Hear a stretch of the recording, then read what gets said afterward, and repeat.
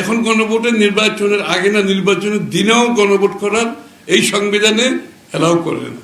এখন যারা সরকারের অন্তর্বর্তীকালীন সরকার আছে তারা বর্তমান সংবিধানকে মেনে নিয়ে সংবিধানের স্পিরিটে পরিপ্রেক্ষিতে তারা সরকার গঠন করেছে। বাংলাদেশে একটি সংবিধান আছে বর্তমান, যেই সংবিধানের অধীনে অন্তর্বর্তী সরকার হয়েছে। এই সংবিধানে গণভোটের কোনো প্রভিশন নাই, কোনো অপশন নেই। সুতরাং আমাকে সংবিধান মানতে হবে।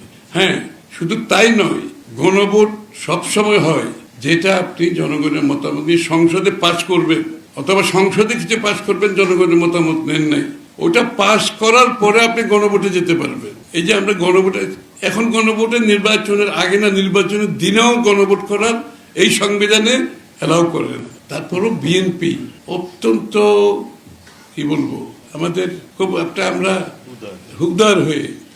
খুব উদার হয়ে শুধুমাত্র একটা যাতে দেশে সহনশীল একটা রাজনীতি থাকে, দেশে একটা পরস্পরের প্রতি সম্মানবোধ থাকে, যাতে দেশের মধ্যে কোনো বিশৃঙ্খলা সৃষ্টি না হয়, দেশের মধ্যে সাংঘর্ষিক কিছু না হয়, আমরা সবকিছু মাথায় রেখে উদার হয়ে তাও নির্বাচনের দিন রাজি হয়েছে। এটা কিন্তু আমি এটা আমার মত থেকে আমি বলছি, এই নির্বাচনের আগে সংসদে পাশ হওয়ার আগে গণভোটের কোনো সুযোগ নেই। এটা বিএনপির উদারতা, ওনাদের নির্বাচনের দিনও রাজি হয়েছে, এটা বিএনপির উদারতা।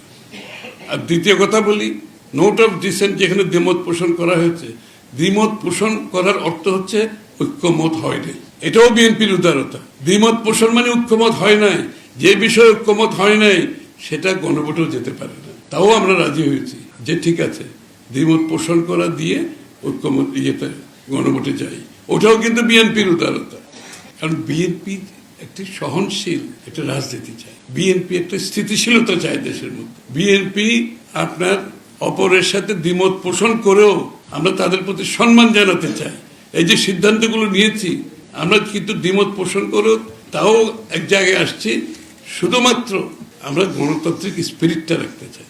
বাংলাদেশের রাজনৈতিক সংস্কৃতিতে পরিবর্তন আনতে চাই আমরা।